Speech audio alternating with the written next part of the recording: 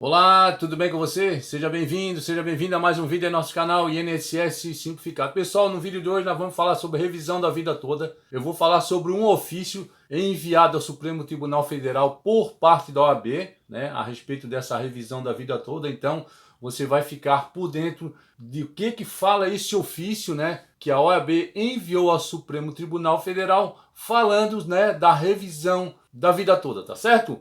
Então já faço o convite para você, nos acompanhe até o final desse vídeo para você ficar bem informado e bem informada. Lhe garanto que essa notícia é super atual, tá certo? Então você vai ficar por dentro de como realmente está a revisão da vida toda, tá certo? Pessoal, mas antes de começar eu gostaria de pedir uma gentileza para você e é super rápido. Se inscreva em nosso canal, aperte o sininho das notificações, deixe seu like se você puder compartilhar. Melhor ainda, só assim mais pessoas vão ficar bem informados e bem informadas assim como você. Desde já agradeço a sua colaboração. Pessoal, o Supremo Tribunal Federal em 25 de fevereiro ele declarou por 6 votos a 5, né, o direito dos aposentados à revisão da vida toda, né? Então esse processo ele estava parado por 8 meses após o pedido de vista do ministro Alexandre de Moraes, que trouxe o seu voto favorável, né? O placar já diz 6 votos a 5, então, para o direito dos aposentados ter a revisão da vida toda. A decisão garantia o direito dos aposentados que foram lesados por não terem computado os seus salários anteriores de julho de 94, que pudessem computar esses valores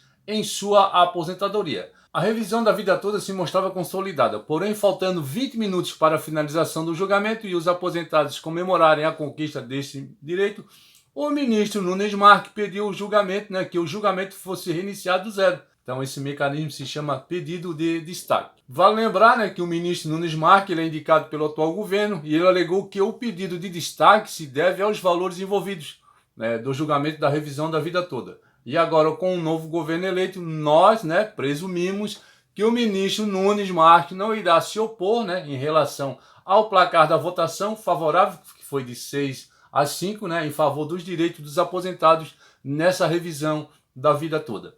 O INSS ele fala em um gasto de 46 bilhões, considerando só as aposentadorias por tempo de contribuição. E caso fosse considerada as demais aposentadorias e outros benefícios, o rombo aumentaria para 360 bilhões. Só que o INSS ele não apresentou, né, nenhum tipo de cálculo que fundamente, né, essas contas. Então, o argumento de que a Previdência é deficitária não se sustenta, né? Todos sabem que a Previdência é superavitária, ainda mais depois das reformas trabalhistas, né, em 2017 e previdenciária em 2019. Desde então, a União vem arrecadando cada vez mais contribuição. Então, vamos ver dois exemplos, né?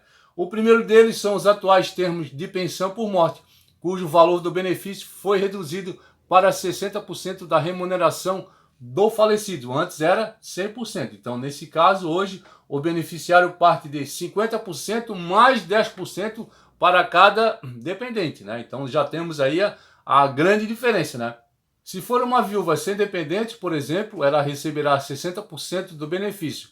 Mas se ela receber como aposentada, por exemplo, terá 60% como redutor pela acumulação de benefícios. Isso era algo que não existia antes das reformas. Lembrando que a revisão da vida toda permite ao aposentado solicitar ao Instituto Nacional do Seguro Social, INSS, a revisão do cálculo de suas contribuições para a formação do benefício. Dessa forma, quem se aposentou antes de 1999, quando a Lei 9.876 de 1999 trouxe uma nova fórmula de cálculo, poderá solicitar que sejam incluídos na revisão também as contribuições feitas antes de 1994.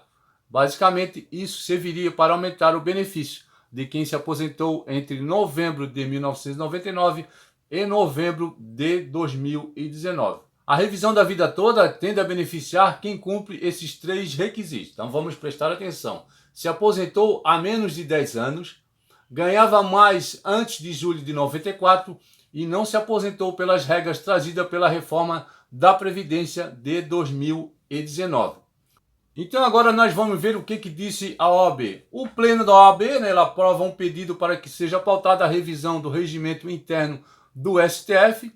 O Conselho Pleno aprovou na manhã desta segunda-feira, que foi no dia 17 de outubro, né, o envio de ofício ao Supremo Tribunal Federal pedindo que seja pautada a deliberação nos termos propostos do julgamento da ação direta de inconstitucionalidade, ADI 5399, da revisão do regimento interno daquele tribunal. A proposta recebeu o apoio unânime dos conselheiros federais e foi relatada pelo conselheiro federal Maurício Brotos de Barros, tá certo?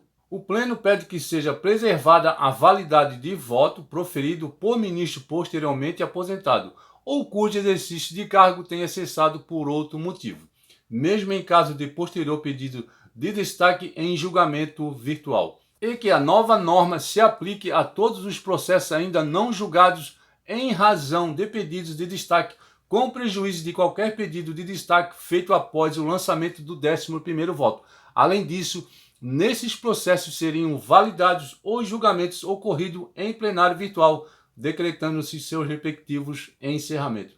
A Ordem dos Advogados defende que seja preservada a validade de voto proferido por ministro posteriormente aposentado ou cujo exercício de cargo tenha cessado por outro motivo, mesmo em caso de posterior pedido de destaque em julgamento virtual. Além disso, a Ordem dos Advogados do Brasil pede que seja decretado o encerramento do julgamento e a impossibilidade de pedido de destaque após o lançamento do 11º voto no plenário.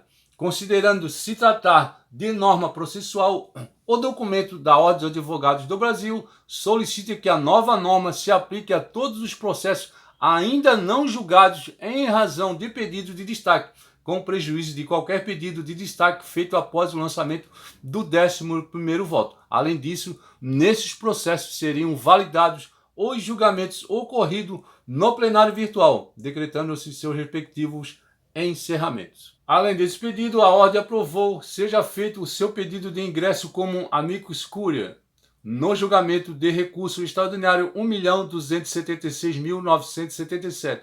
O objetivo é que seja assegurado o devido acompanhamento na aplicação da regra definida em questão da ordem na ADI 5399, dando interpretação conforme ao inciso 2 do artigo 4º da Resolução 642 de 2019, no sentido de que o voto do ministro Marco Aurélio, proferido na sessão virtual, deva ser computado no resultado do julgamento, explicou o relator. Não esquecendo que você deve obter orientação, tá certo, com o seu advogado para saber se realmente você tem direito a essa revisão. Sendo o advogado, né, o seu advogado vai saber orientar corretamente qual a melhor decisão a tomar a respeito sobre a revisão da vida toda. Então, a OAB ela enviou esse ofício ao Supremo Tribunal Federal simplesmente pedindo para que o Supremo Tribunal Federal ele, né, mantenha essa votação que já foi feita de 6-5 em favor dos aposentados e todos aqueles que queiram solicitar essa revisão da vida toda. Tá certo, pessoal? Então, como eu falei, esse foi o vídeo. Espero que vocês tenham gostado. De qualquer dúvida, estou à disposição nos comentários e a gente se encontra no próximo vídeo, se Deus quiser.